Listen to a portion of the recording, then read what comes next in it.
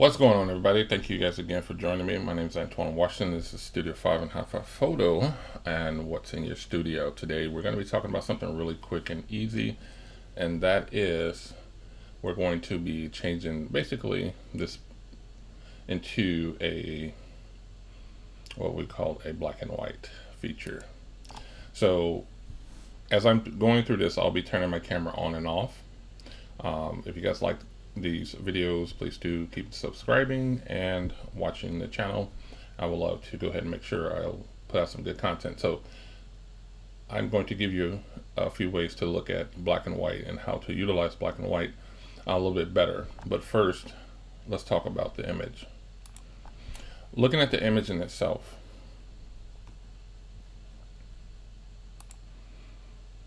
you have what we have some edge lighting, and also too we have a black background.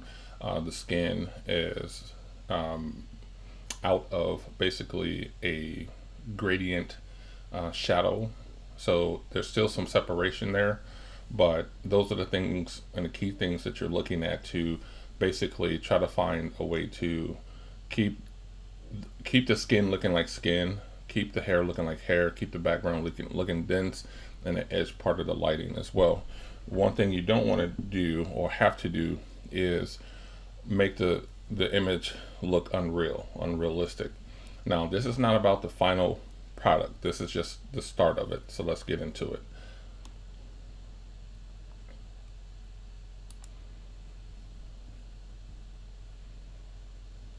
Oops, going on the wrong one. I'm immediately going to make a copy. So Control J. I'm going to go into my image mode. I want to make sure I'm in color, but I like to be in 16 bits when I do my edits because it just looks better. There's a few ways you can do this. I can immediately go into, let's say, into the adjustments and do a black and white. Okay, this is something that keep it real simple. You go into black and white. The color palette to this again is what? Reds and oranges. Okay, so I'm not necessarily really caring about the greens at this point, and blues and magentas. So really it's red and yellows at this point, and I want to think about the color palette that I'm working with. So my goal is to make sure I create separation. So do I make the skin lighter? Do I highlight it? How do I do it? Okay, so the first thing I would do, I will start testing how the light looks, and I will go all the way through just to see what it looks like. And that's not what I'm looking for, right?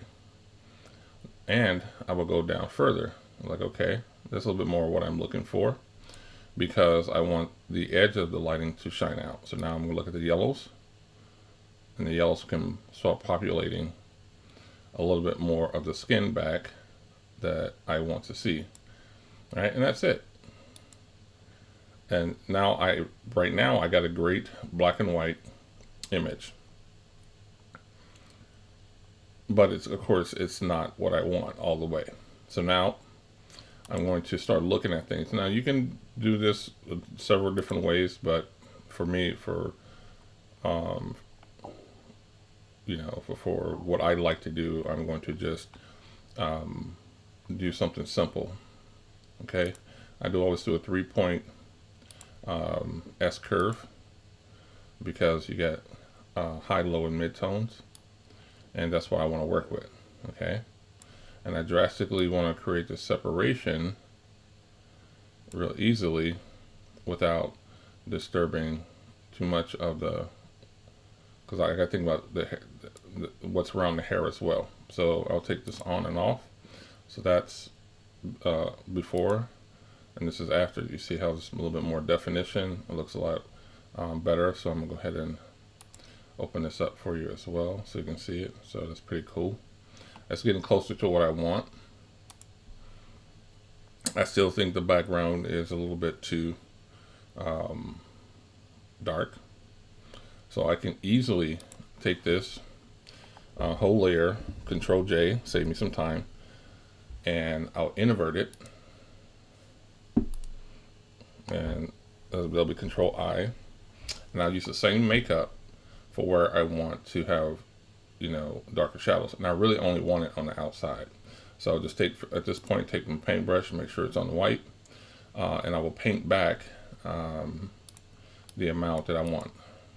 It's 100% opacity. Flow, I can go up to 6% on this one. Smooth and all is good to go. And I'll just make my brush the size I want to make it. Again, I'm gonna start creating this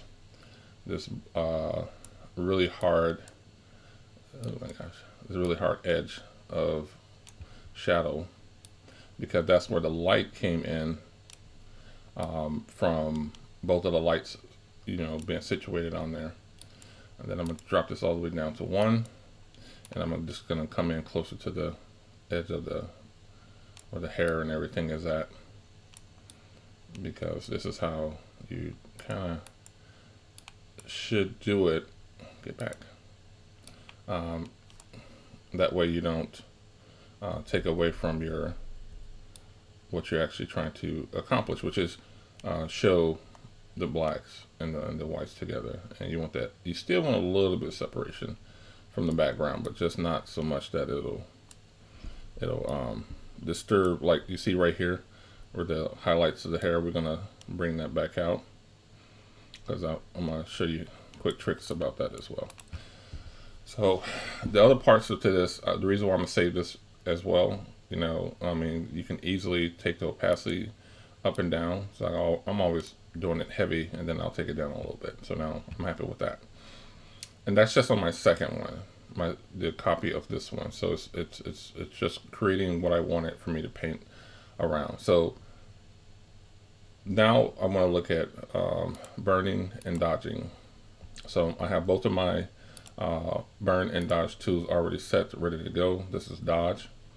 So now I am looking at areas that I want to create some type of, again, I'm not talking about cleaning the skin. I'm just talking about what the highlights are doing. So immediately I'm looking at dodge. I'm at 1% opacity, and I'm just going to shape right outside where the light was already there. I'm just going to put some shaping to it. I'm not going to hit the edge of the light. I mean the light itself. I'm just going on the inside where the light is actually shining at already, just to smooth that out. Okay. All right. So then again, along with this, I'm gonna take another one of these and then Control J. Now I have my second dodge. Now I'm gonna go up with my flow to probably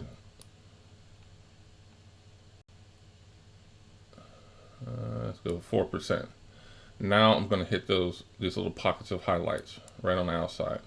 I'm not trying to, I don't want to do the whole thing. I just want to hit little areas, little areas that make sense to me. And now what makes sense to me with this one is to do it around the hair. And I'm just trying to create that little separation from there. And there's a reason for doing this, okay? Just popping that out. Now I'll go back down to here to burn, and burn is important. And I like to just darken what's already there, because it's just like a cool little thing that I like to do. So I'm gonna go around and just put these darker points where they're supposed to be, because I don't need to light it. Let me move this guy down. I don't need to light it anymore. I just need to add some shadows to it for myself, and it'll make everything else illuminate instead of making everything back brighter, if you catch my drift. All right, so that's going pretty good. And then we have this thing on her face as well. So I'm gonna go back to the it's at the flow. I'm sorry.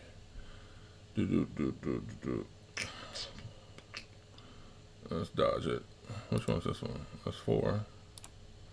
I'm gonna take this down to 1, and I'm just gonna go right into right where the highlights are at. I'm not gonna care what's falling right now, and I'm gonna look at the eyes, see if I can get anything back from the eyes as well.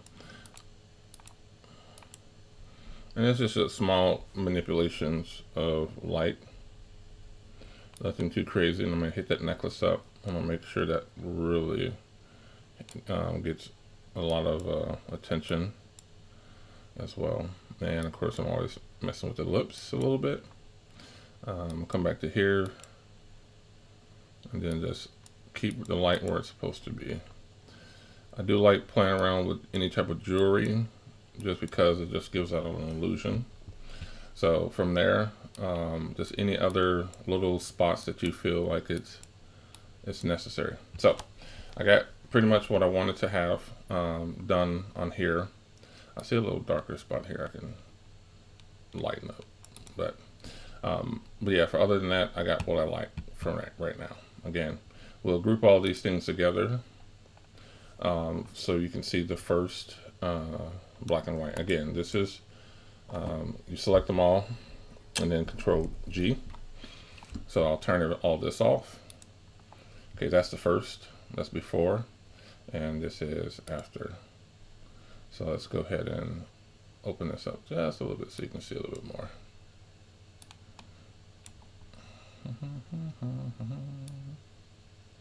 I have my my pages separate, my layers, in order, because that's just the way I like to work. It gives me freedom to move it around the way I want, because if I have a few pictures open at one given time and I want to do some comparison, I have it that way. So again, this is not a total fixer upper, you know, because there's other things where we're going to talk about shaping the image next, and we're going to do some more dodging and burning, and we're going to create a little bit more dimension inside of that. But this is just a simple before. That's before. Very flat, very unflattering. You can't really you're not going to pay attention to it, to utilizing what's already there, but communicating it in a different way, bringing the black out. So now you got some good separation, and it makes sense. Okay, so hopefully you guys learned something today, and I was able to explain that pretty good, and you are able to follow through with creating your own without going solely really to the extreme of things, but just take what's already there, make it work for you to create a little bit more dynamic. We're going to get further into this image in the next video. We're going to talk about shaping the image. We're going to talk about manipulating some things. The reason being because you're just going to really talk this image into a placement, or make this image talk you into a placement of being. Okay, and we're going to use some fill, generative fill, to open up the frame a little bit more as well. We're going to be doing a lot of good fun stuff, so you can be sure to have some great image, have a great full image the way we want to. Okay, all right. Other than that, I really thank you guys for joining me. My name is Antoine Washington. This is Studio 5 and Half Hour Photo, and this is another episode of What's in Your Studio. Let's get it.